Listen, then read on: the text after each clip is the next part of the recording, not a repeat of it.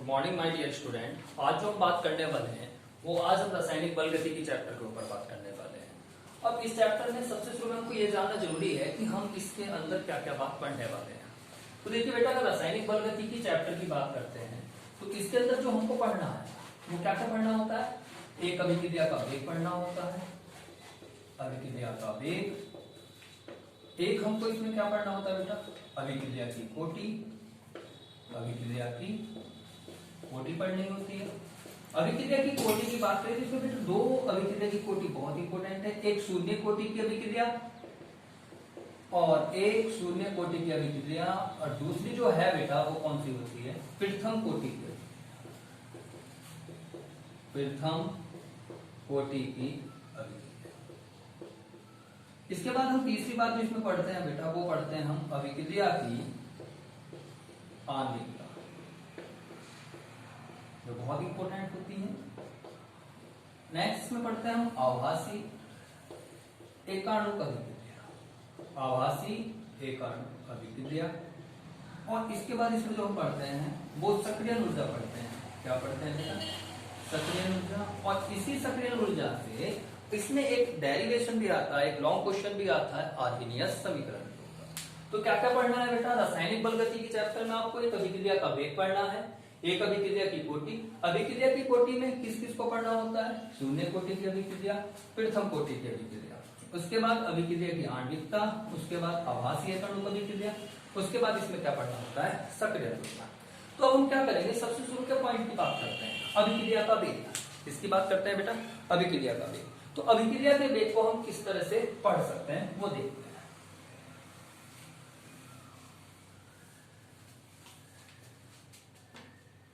तो अभिक्रिया के वेग को कैसे पढ़ते हैं, देखिए बेटा, अभिक्रिया का वेग।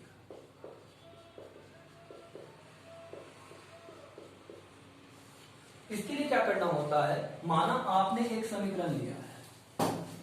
देखिए बेटा, कोई अभिक्रिया आपके पास है, उस अभिक्रिया में जो एरो से पहले होता है उसको हम अभिकारक कहते हैं, और जो एरो के बाद होता है उसको हम उत्पाद कहते हैं। तो जो अभिक्रिया का वेग है उसकी परिभाषा को बनाना बहुत आसान है। कैसे, एकांक समय में। कैसे समय में, एकांक समय में किसी अभिक्रिया, ये आपके पास एक अभिक्रिया है जिसमें क्या बन रहा है बेटा, आर से क्या बन रहा है, पी बन रहा है। तो एकांक समय में किसी अभिक्रिया के, क्या बोला बेटा मैंने, एकांक समय में किसी अभिक्रिया के अभिकारक या उत्पाद की सांद्रता में होने वाले परिवर्तन को अभिक्रिया का वेग कहते हैं। ध्यान से सुनिए, बहुत इजी है। जितना भी 12th का स्टूडेंट है जो अकेडमिक है, कंपटीशन नहीं, जो अकेडमिक है उनके लिए मैं लेक्चर डाल रहा हूं। हर एक लेक्चर आता रहेगा हर चैप्टर का, बहुत ध्यान से सुनिए। कैसे, अभी आपने क्या किया, रासायनिक बल गति की चैप्टर में सबसे शुरू का जो पॉइंट है वो क्या है, अभिक्रिया का वेग है। आपने एक अभिक्रिया ली है आर से पी, आर से क्या बन रहा है, पी बन रहा है।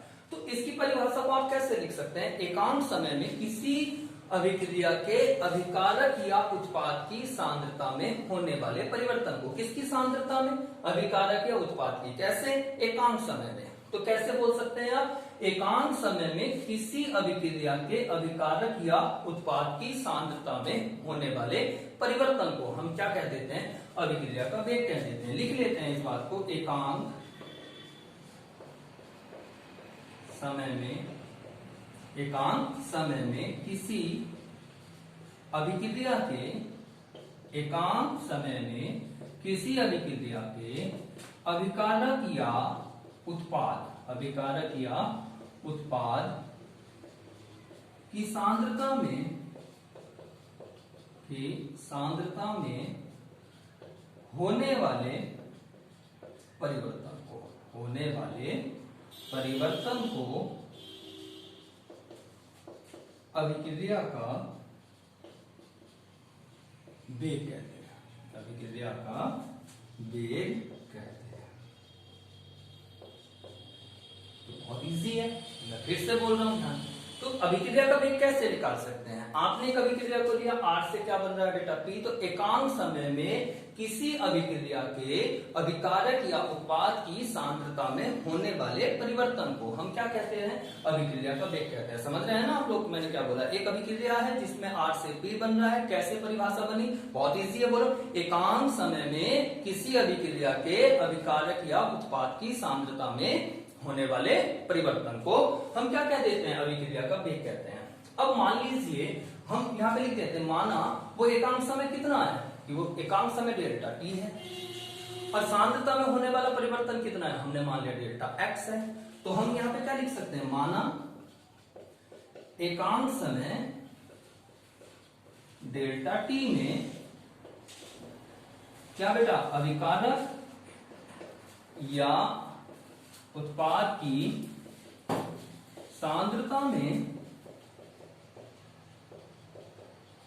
सांद्रता में होने वाला परिवर्तन कितना है बेटा? डेल्टा एक्स है। तो तब क्या बनेगा ये देखना। तो वो समय कितना माना? माना एकांक समय डेल्टा टी में अभिकारक या उत्पाद की सांद्रता में होने वाला परिवर्तन कितना है? डेल्टा एक्स है। तो अभिक्रिया का वेग क्या हो जाएगा? अभिक्रिया का वेग समानुपाती अभिकारक की सांद्रता में परिवर्तन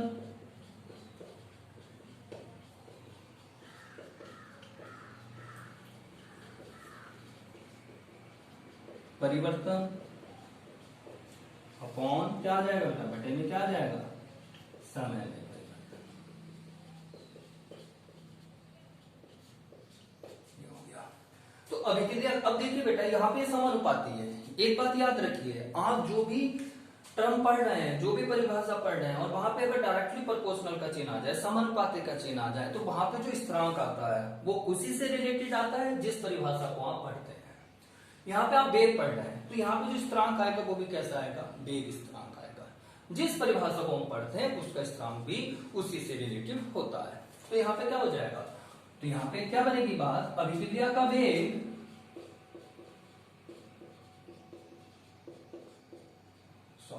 अभिक्रिया का वेग बराबर क्या हो जाएगा बेटा? के वेग स्थिरांक। अब अभिकारक की सांद्रता में परिवर्तन कितना था बेटा? Delta x. और समय में परिवर्तन कितना है? Delta T. तो यहाँ का क्या बन जाएगा? अभिक्रिया का वेग हो जाएगा। याद रखिए, समय के साथ साथ जैसे जैसे अभिक्रिया अभिकारक से उत्पाद की तरफ चलती है, तो याद रखिए अभिकारक की सांद्रता हमेशा घटती है और उत्पाद की सांद्रता बढ़ती है। जितनी सांद्रता अभिकारक की घटती है समय के साथ साथ, उत्पाद की सांद्रता उतनी ही क्या हो जाती है? बढ़ जाती है। तो एकांक समय डेल्टा टी में अभिकारक के उत्पाद की सांद्रता में कितना परिवर्तन हुआ? Delta x. तो अभिक्रिया का वेग क्या हो गया? अभिकारक की सांद्रता में परिवर्तन बटे समय में परिवर्तन। अब इससे आगे क्या आता है? इससे आगे एक बात आती है, यहां लिख देते हैं, कभी आप भूल जाएं, कि जहां के क्या है? के एक स्थिरांक है जिसको हम क्या कहते हैं? वेग स्थिरांक कहते हैं। क्या कह देते हैं? वेग स्थिरांक। अब जो आपने अभिक्रिया का वेग निकाला है, उस अभिक्रिया के वेग का मात्रक आता है। तो अगर हम इसके मात्रक की बात करें, अभिक्रिया के वेग के मात्रक की अगर हम बात करें, तो बहुत इजी होता है। अगर आपको किसी का फॉर्मूला पता है कि उसका फॉर्मूला क्या है, तो उसका मात्रक बहुत आसान हो जाता है निकालना। कैसे? अभी डेल्टा एक्स है, ये क्या है? सांद्रता है। और सांद्रता क्या होती है बेटा? मोल पर लीटर। मोल पर लीटर। और समय क्या होता है बेटा? सेकंड। तो इसका मात्रक क्या बन गया? अब आप इसको ऊपर लेके जा सकते हैं। तो मोल लीटर इनवर्स और क्या हो जाएगा आपका? Second inverse. ये आपका क्या हो जाएगा? यहां से इसका मात्रक हो जाएगा। तो ये किसका मात्रक हो गया? अभिक्रिया के वेग का मात्रक हो गया। अब देखिए यहां से एक परिभाषा और बन सकती है, ध्यान से सुनते रहिए आप लोग, यहीं पे याद हो जाएगा, पढ़ना नहीं है, अक्सर यहीं पे बात करते रहेगी। अब यहां पे एक पॉइंट आया है वेग स्थिरांक। तो वेग स्थिरांक को आप कैसे कर सकते हैं? कैसे निकाल सकते हैं? तो इसकी परिभाषा क्या बनेगी वेग स्थिरांक? तो बहुत आसान है। कब? ये कब हो सकता है कि जब आपके पास क्या हो? अभिकारक की सांद्रता कितनी हो? कितनी हो बेटा? इकाई हो। जब अभिकारक की सांद्रता कितनी हो? इकाई हो तो उस स्थिति में, मैं बोल रहा हूं फिर से, जब अभिकारक की सांद्रता कितनी होती है, इकाई होती है, तो उस स्थिति में जो अभिक्रिया का वेग स्थिरांक होता है वो अभिक्रिया के वेग के बराबर होता है। तो कैसे परिभाषा बनी, जब अभिकारक की सांद्रता इकाई होती है तो उस स्थिति में क्या होता है, जो अभिक्रिया का वेग स्थिरांक होता है वो अभिक्रिया के वेग के क्या होता है, बराबर होता है। तो पहला पॉइंट हमने किस पे बात की है, अभिक्रिया के वेग पे। एक बार और बोल देते हैं, फिर हम चलेंगे किस पर, अभिक्रिया की कोटि पर। तो अभिक्रिया का वेग कैसे हो सकता है, आपने एक अभिक्रिया ली, आर से क्या बन रहा है, पी बन रहा है। आर क्या है बेटा, अभिकारक है, पी क्या है, यहाँ पे उत्पाद है। जितना भी यूपी बोर्ड का स्टूडेंट है 12 का, वो मेरे हर लेक्चर को बहुत ध्यान से सुने, रियली बता रहा हूं, घर पे पढ़ने की जरूरत नहीं है, सब कुछ बोर्ड पे ही हो जाएगा। आर से क्या बन रहा है, पी बन रहा है, अभिकारक से क्या बन रहा है, उत्पाद बन रहा है। तो एकांक समय में किसी अभिक्रिया के अभिकारक या उत्पाद की सांद्रता में होने वाले परिवर्तन को हम क्या कहते हैं, अभिक्रिया का वेग कहते हैं। अब वो टाइम क्या था, माना वो एकांक समय डेल्टा टी है, एकांक समय डेल्टा टी में अभिकारक या उत्पाद की सांद्रता में होने वाला परिवर्तन कितना माना है, डेल्टा एक्स माना है। तो अभिक्रिया का वेग क्या हो जाएगा, समानुपाती सांद्रता में होने वाला परिवर्तन, और नीचे क्या आ जाएगा, समय में परिवर्तन। यहाँ अभिकारक का उत्पाद भी लिख सकते थे, तो क्या हो जाएगा, अभिकारक को ज्यादा लेते हैं क्योंकि अभिक्रिया का जो वेग निकलता है वो किसके ऊपर निर्भर करता है, वो अभिकारक के ऊपर निर्भर करता है। किस पे निर्भर करता है, अभिकारक पे। तो यहाँ पे अभिक्रिया का वेग क्या होगा, के, जहाँ पे वेग स्थिरांक है, क्या हो गया, delta x upon delta T. उसके बाद आपने इसका मात्रक निकाला, मात्रक बहुत आसान है क्योंकि डेल्टा एक्स क्या बता रहा है, सांद्रता को बता रहा है, और टी क्या बता रहा है, आपका समय को बता रहा है। तो इस तरह से क्या हो जाता है बेटा, ये आपका अभिक्रिया का वेग निकल जाता है। अब उसके बाद इसमें क्या बात आती है, उसके बाद इसमें बात आती है अभिक्रिया की कोटि के ऊपर बात करते हैं। किसके ऊपर बात करते हैं, अभिक्रिया की कोटि। तो अभिक्रिया की कोटि कैसे निकलेगी वो भी देख लेते हैं।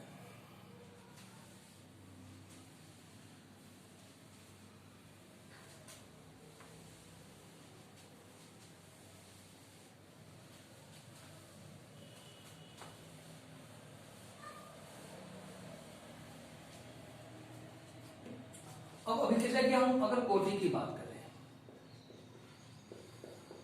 तो ध्यान से सुनिए, ये भी बहुत आसान है। अभिक्रिया की कोटि कैसे निकाल सकते हैं, तो इसके लिए भी आपको क्या करना होगा, जैसे ही आप अभिक्रिया की कोटि निकालेंगे तो इसके लिए भी आपको क्या करना है, एक समीकरण को लेना होगा। कैसे, मान लीजिए आपने एक समीकरण को लिया, ए प्लस बी और यहां से आपका क्या बन गया, एक उत्पाद बन गया। तो जैसे ही आपने क्या करा, एक अभिक्रिया ली, अभिक्रिया आपको दिख रही है, क्या लिखा है, ए प्लस बी एरो क्या हो गया, उत्पाद हो गया। तो स्टार्टिंग में क्या करिए, आप उसका वेग निकाल लीजिए। अब अभिक्रिया का वेग मैंने अभी आपको बताया, अभिक्रिया का वेग क्या हो जाएगा, इक्वल के, यहाँ पे कौन है अभिकारक, ए, यहाँ पे कौन है, ये कौन है, ये स्मॉल है, ये इसके मोलों की संख्या है। किसकी संख्या है, इसके मोलों की संख्या है। तो जब इसके मोलों की संख्या, तो के एक जो मोल होते हैं द्रव्यानुपाती के नियम अनुसार, इलेक्ट्रिक में पढ़ा होगा कि जो मोलों की संख्या होती है वो कहां चली जाती है, पावर में। तो ये पावर में पहुंच गया, ये बी है, ये भी पावर में पहुंच गया। तो अभिक्रिया की कोटि क्या होगी, आपने एक अभिक्रिया को लिया, अभिक्रिया का वेग निकाल दिया, मोल कहां पहुंच गया, पावर में, या आप जानते थे घातों में पहुंच जाते हैं। तो यहां पे जो अभिक्रिया की कोटि होगी,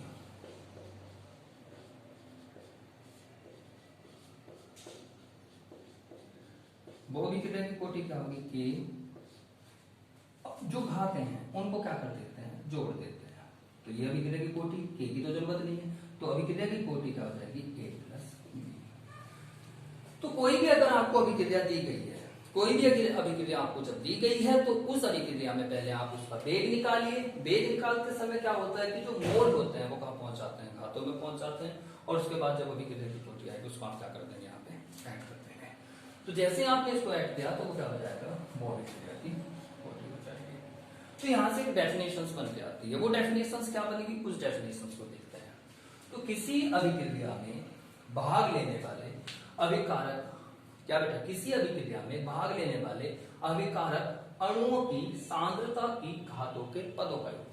तो करना क्या है, बहुत इजी है। कैसे लिख सकते हैं, किसी अभिक्रिया में भाग लेने वाले अभिकारक के अणुओं की जो सांद्रता है, सांद्रता की घातों के पदों का योग, सांद्रता की घातों के पदों का योग क्या कहलाता है, अभिक्रिया की कोटि कहलाता है। तो क्या लिख सकते हैं, किसी अभिक्रिया में, किसी अभिक्रिया में भाग लेने वाले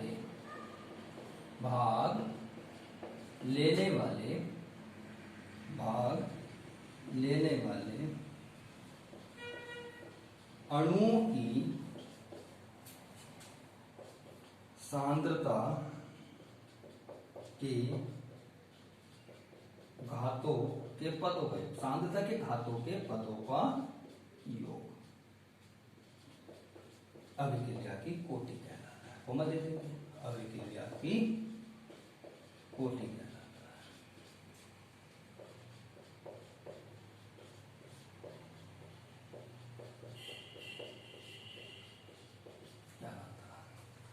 तो क्या किया आपने, अभिक्रिया की कोटि को कैसे कर सकते हैं, ए प्लस बी से क्या बन रहा है, आपका उत्पाद बन रहा है।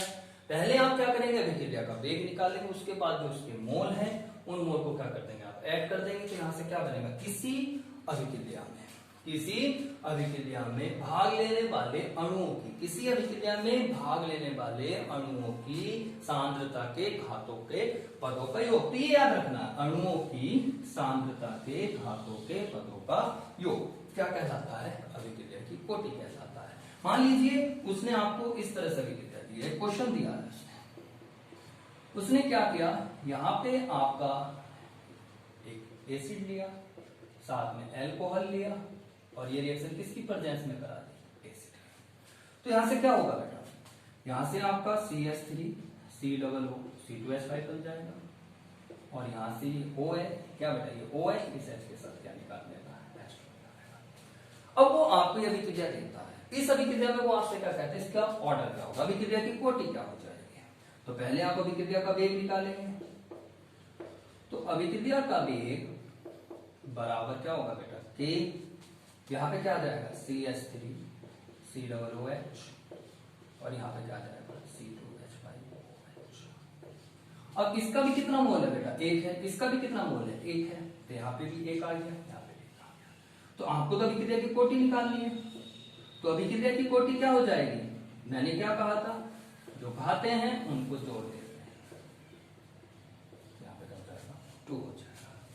ऐसा नहीं है कि समीकरण को इतना ही दिया जाए, इससे बड़ी भी समीकरण को आपको बनाकर दे सकता है। कैसे दे सकता है, मान लीजिए अब इस तरह से दे दिया और बढ़ा दिया है, AA plus BB plus CC, और यहां से क्या बन रहा है, आपका उत्पाद बन रहा है। तो आप जानते हैं पहले क्या करेंगे, आप अभिक्रिया का वेग निकालेंगे, अभिक्रिया का वेग निकालने के बाद यहाँ पे क्या हो जाएगा, K, यहाँ पे A की पावर A, B की पावर B, और C की पावर C। तो अभिक्रिया की कोटि क्या आ जाएगी, अभिक्रिया की कोटि क्या आ जाएगी, अभिक्रिया की कोटि आप क्या कर देंगे, इन सबको एडिशन कर देंगे।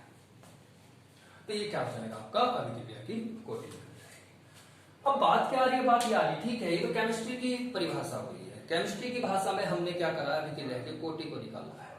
लेकिन कहीं ना कहीं पे कुछ अलग तरीके से भी तो बात बन सकती है, कुछ अलग तरीके से भी क्वेश्चन आ सकता है। वो किस तरीके से क्वेश्चन आ सकता है उसको भी देखिए।